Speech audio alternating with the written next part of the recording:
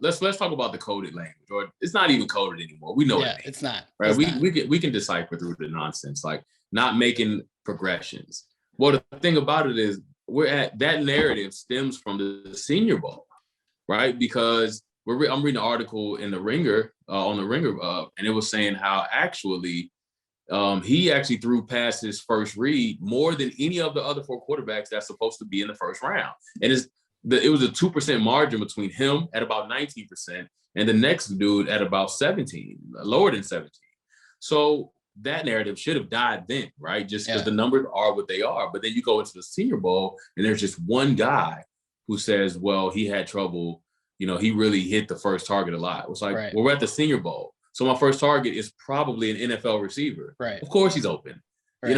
And why are we judging this guy based off of an exhibition game when we have 3 years of actual footage in real games in the Big Ten where a lot of pros come from, right? Like why does one weigh more than the other? And it's just, I think it's because, I didn't even think about this till you said it, but I think it's because the reason why these narratives change after the game stopped is because there's nothing to refute them.